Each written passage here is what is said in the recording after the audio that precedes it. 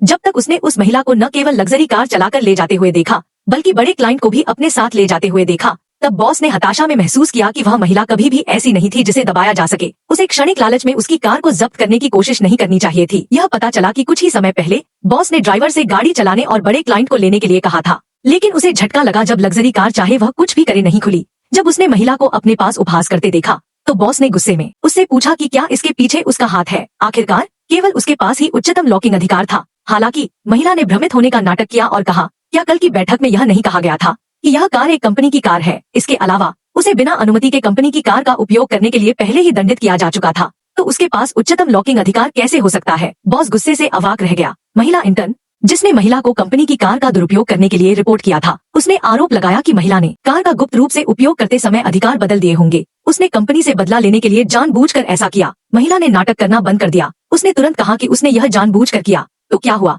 Intern और boss तुरंत आग बबूला हो गए। इंटर्न केवल महिला को स्वार्थी और शातिर होने के लिए डांट सकती थी। उसके कार्यों से निश्चित रूप से यह सहयोग बर्बाद हो जाएगा नजरअंदाज कर दिया। इसके बजाय उसने महिला का गर्मजोशी से स्वागत किया। उसने उसे अपने साथ सहयोग पर चर्चा करने के लिए आमंत्रित किया। हालांकि महिला ने माफी मांगी और कहा कि वह आज उसके साथ सहयोग पर चर्चा नहीं कर सकती। बॉस ने न केवल उसकी कार ली थी बल्कि उसे निकालने की योजना भी बनाई थी। क्लाइंट तुरंत गुस्से में बॉस पर चिल्लाया। वह पहले केवल महिला की खातिर बॉस के साथ सहयोग करने के लिए सहमत हुआ था। अब जबकि महिला को परेशान किया जा रहा था, उसने सोचा कि सहयोग जारी रखने की कोई आवश्यकता नहीं है। बॉस ने जल्दी से माफी मांगी। इंटर्न ने अभी भी उसके पास बचाव किया। महिला को कंपनी की कार का दुरुपयोग करने के लिए दंडित किया गया था। हालांकि क्लाइंट ने उसे कोसा और पूछा कि वह खुद को क्या समझती है, उसे उससे बात करने का क्या अधिकार है। इसके अलावा उसे याद आया कि महिला ने अपने पैसों से कार खरीदी थी।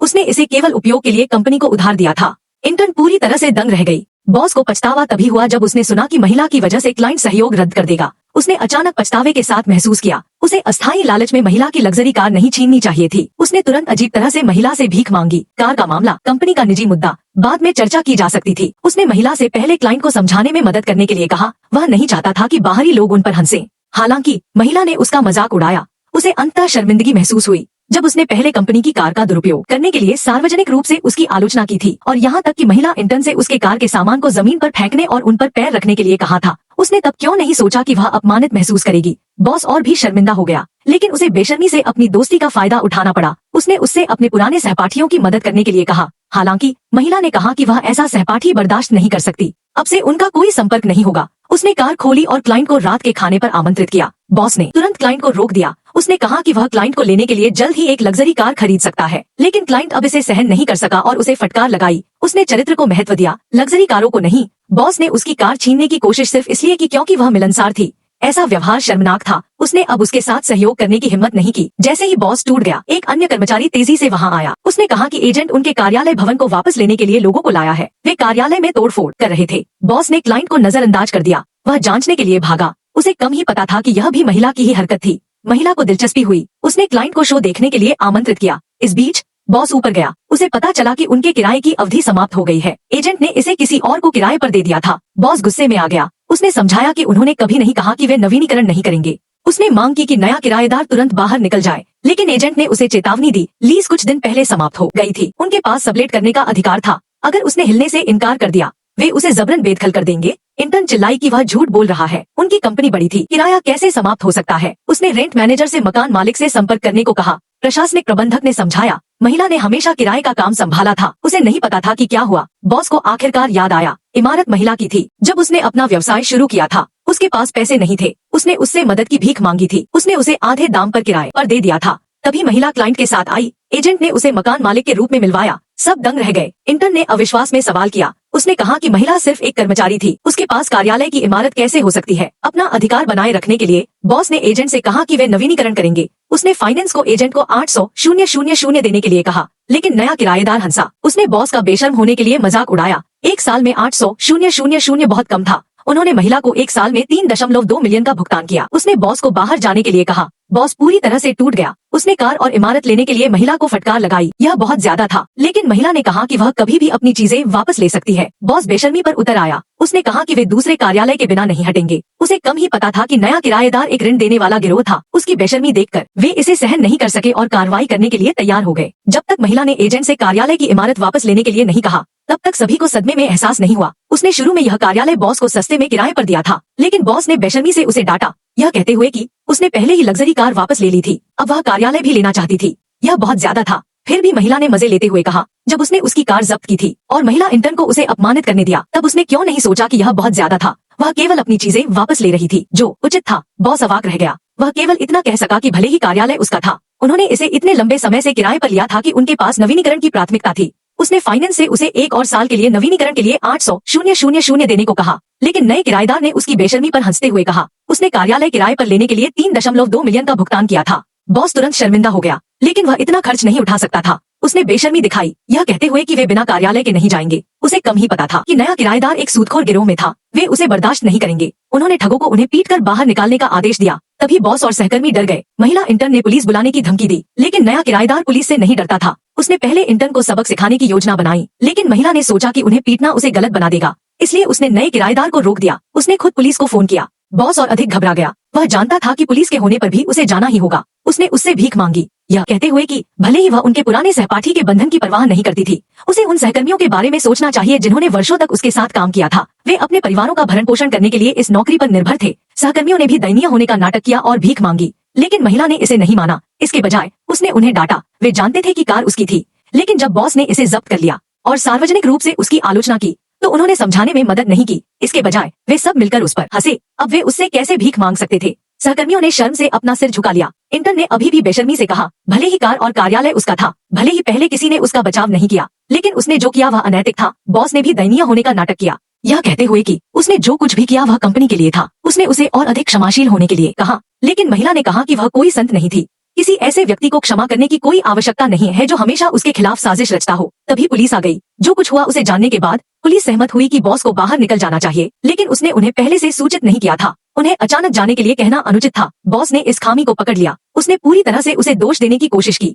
उसने यह भी दावा किया कि उनके पास पट्टे की प्राथमिकता है, लेकिन एजेंट ने कहा नहीं, उनके पास नहीं थी। उन्हें याद दिलाया कि प्राथमिकता केवल समान शर्तों के तहत लागू होती है। नए किराएदार ने किराए में 3.2 मिलियन का भुगतान किया। बॉस ने उससे कम कीमत के लिए भीख मांगी, लेकिन उसने कहा सहपाठी की सद्भावना के नाते वह 3.5 मिलियन चार्ज करेगी। बॉस तुरंत टूट गया, लेकिन वह जानता था कि अगर उसने इसे किराए पर नहीं लिया तो कर्मचारियों का मनोबल टूट जाएगा, कंपनी शायद बंद हो जाएगी। इसलिए उसने अपने दांत पीस लिए और सहमत हो गया। उसने मांग की कि वे 3 दिनों में सारा पैसा चुका दें, अन्यथा वे अपने आप चले जाएं। एक बार सब तय हो जाने के बाद बॉस ने फिर से अपना असली रंग दिखाया। उसने उसे बुरी तरह डांटा, यह कहते हुए कि यह मत सोचो कि कंपनी उसके बिना नहीं चल सकती। उनके पास अभी भी कई बड़े ग्राहक हैं। वह उसे पछताने पर मजबूर कर देगा, जल्द या बाद में। लेकिन उसने वहाँ सालों तक काम किया था। वह जानती थी कि वह 3 दिनों में 3 मिलियन से अधिक नहीं जुटा सकता। उसे कर्ज भी नहीं मिल सकता था। यह देखकर कि वह अभी भी पछतावा नहीं करेगा, उसने उसके लिए एक और भी बड़ा सरप्राइज तैयार किया। जब तक साझेदारों ने एक एक करके अपना निवेश वापस नहीं ले लिया, तब तक बॉस को निराशा में एहसास नहीं हुआ। उसकी कंपनी वास्तव में उस महिला के बिना नहीं चल सकती थी।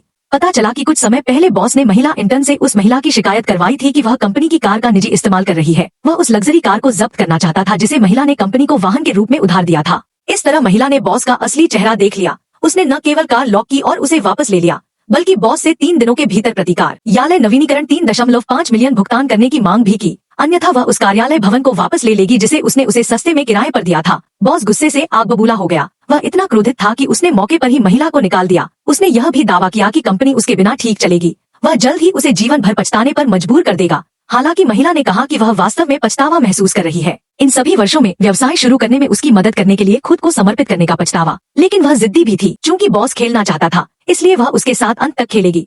यह सुनकर महिला इंटर्न ने तुरंत मजाक उड़ाया। महिला के पास बस कुछ पैसे थे, इसमें घमंड करने वाली क्या बात थी। वह महिला जिसने पहले उसे नजरअंदाज किया था, उसने देखा कि वह अभी भी उसे उकसाने की हिम्मत कर रही है। वह कहे बिना नहीं रह सकी। उसकी आंखों में इंटर्न सिर्फ एक विदूषक थी, दूसरों द्वारा इस्तेमाल की जाने वाली, लेकिन फिर भी उनकी मदद करने वाली। बॉस और इंटर्न आग बबूला थे, लेकिन बॉस जानता था कि उसे पहले अपने सहयोगियों को एकजुट करना होगा। उसे पैसे जुटाने के लिए जल्दी करनी थी, इसलिए उसने अपना गुस्सा काबू में रखा। उसने अपने सहयोगियों से झूठ बोला। हालांकि महिला ने एक ग्राहक छीन लिया था, फिर भी उनके पास कई अन्य ऑर्डर थे। वे जल्द ही सौदे पूरे कर लेंगे, तब सभी को दोगुना बोनस मिलेगा। यह सुनकर सहयोगियों का आत्मविश्वास वापस आ गया। फिर बॉस ने महिला को दोबारा दोषी ठहराया। 2 साल पहले वह सिर्फ एक गृहिणी थी।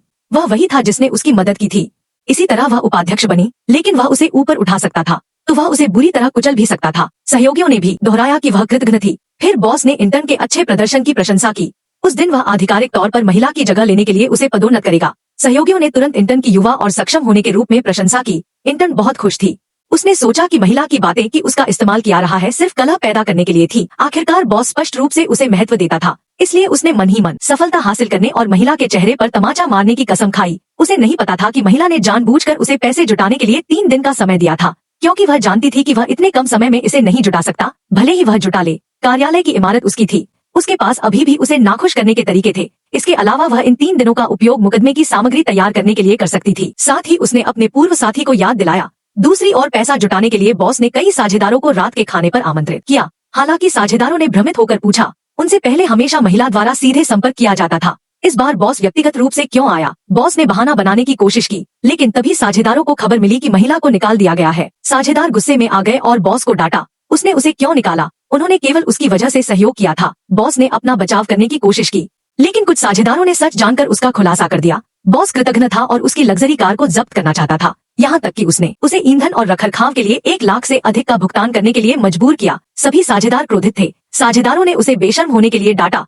वे सभी सहयोग रद्द करना चाहते थे, यहाँ तक कि बैंक अध्यक्ष ने भी उसे पैसा न देने का फैसला किया। उन्होंने यह भी मांग की कि बॉस जल्द ही पुराना कर्ज चुकाए। बॉस पूरी तरह से टूट गया। उसने सहयोग जारी रखने पर अधिक लाभ देने की भीख मांगी, लेकिन साझेदारों ने तिरस्कार पूर्वक कहा, वे चरित्र के आधार पर व्यवसाय करते हैं, चाहे वह कितना भी लाभ क्यों न दे, वे दोबारा सहयोग नहीं करेंगे। सभी साझेदारों को जाते देख बॉस हताश और क्रोधित था। उसने सोचा कि उस महिला ने उसे बर्बाद कर दिया है। उसे नहीं पता था कि उसकी असली योजना अभी आनी बाकी है।